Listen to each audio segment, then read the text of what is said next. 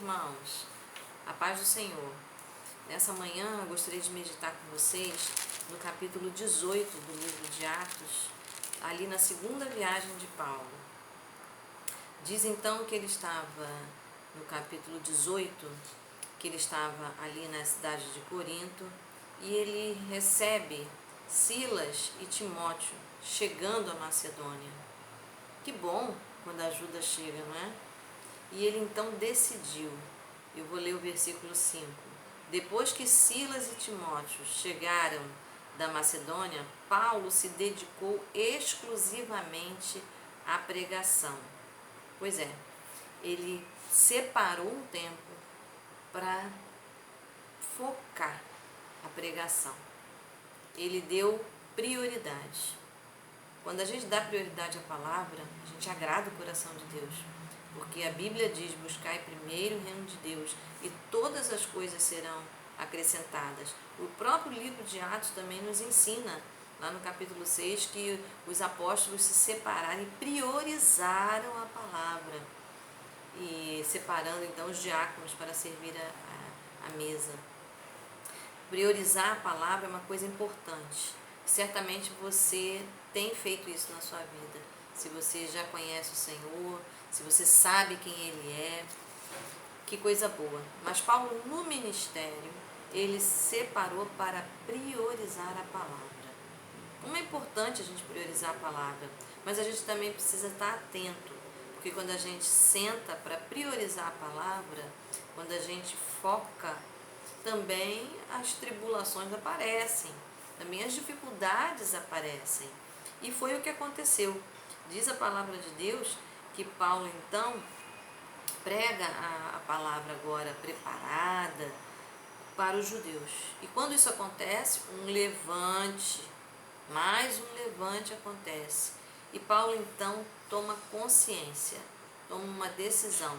Ele diz, de agora em diante irei para os gentios. Mas qual era a missão de Paulo? A missão de Paulo, diz o capítulo 9, quando Ananias o procurou e entregou a palavra ali na sua conversão. Deus disse, separe este homem. Né? Ele disse, este homem é o meu instrumento escolhido para levar o meu nome perante os gentios e seus reis e perante o povo de Israel. Qual era a missão? A missão era perante os gentios e seus reis. Essa é a prioridade. E diz, também, ele diz, perante os gentios, os reis e perante o povo de Israel. Ou seja, era para todos, não era só para alguns. Mas a prioridade, o que vem primeiro, era para os gentios, para as autoridades dos gentios e para o povo de Israel. Mas quem está lhe fazendo esse levante são as autoridades de Israel. E chega uma hora que Paulo, não é a primeira vez que ele tem um levante, não é a primeira vez que ele apanha, não é a primeira vez que ele é apedrejado, né, durante a viagem, não é a primeira situação de aflição que ele passa por conta das autoridades judaicas. Então, Paulo parece desanimar. Quando ele toma essa decisão de agora em diante, eu irei para os gentios. Deus vê o coração. E a palavra de Deus diz que Ele é o nosso refúgio, que Ele é o nosso escudo, é Ele que nos guarda, é Ele que garante a missão. Paulo toma consciência do seu ministério gentílico, mas Deus não dá a missão com desânimo.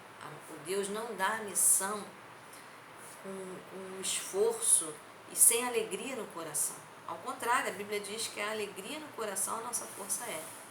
E Deus então faz valer promessa no coração e na vida e no ministério de Paulo. Diz aqui no verso 9 que certa noite, nesse clima aqui, em que Paulo está bebendo, o Senhor falou a Paulo em visão, não tenha medo, continue falando e não fique calado, pois estou com você e ninguém vai lhe fazer mal ou feri-lo, porque tenho muita gente nessa cidade. E assim Paulo ficou ali durante 1 ano e meio, ensinando-lhes a palavra de Deus. Deus fortaleceu, Paulo continuou, Paulo se ergueu, Paulo conseguiu prosseguir. A própria palavra nos anima, a palavra de Deus, só que agora foi a palavra falada, ou seja, foi o recado direto, face a face, porque o Senhor é aquele que garante o desembaraço da nossa vida.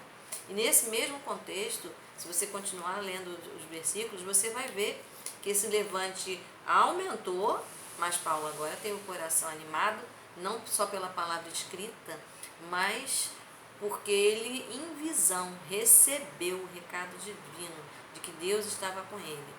E ali naquele levante, quem o levou para as autoridades para que ele fosse acusado é que acabou apanhando, foi o Sóstenes, né?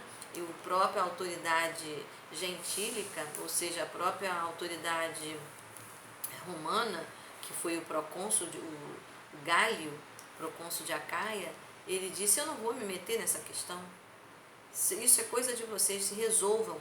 E acabou que o próprio Sóstenes, que era o chefe da sinagoga, né, foi espancado diante do tribunal.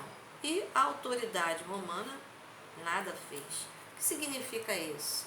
Significa que quando Deus dá a missão, Deus garante a missão, mas algumas vezes a gente precisa, as dificuldades também nos fazem tomar consciência e relembrar o chamado.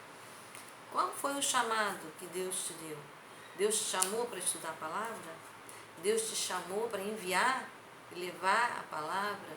Deus te chamou para executar uma tarefa hoje? Não desanime quando as tribulações vierem, porque você verá o livramento de Deus. O livro de Samuel, no Cântico de Davi, diz isso muito bem. Diz assim, no verso 31 até o 36, ele diz que o Senhor é escudo para todos aqueles que nele se refugiam. Paulo se refugiou quando a gente está lendo a palavra e desejando aplicar a palavra, e desejando aperfeiçoar a palavra e cumprir o que Deus falou, nós estamos exatamente aqui no caminho do Senhor. Então o verso diz assim: este é o Deus cujo caminho é perfeito.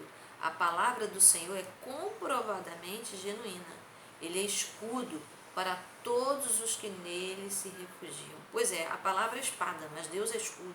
Ele guarda, ele protege, ele esconde a sua vida. E então, o próprio Davi diz: é Deus quem me reveste de força e torna perfeito o meu caminho.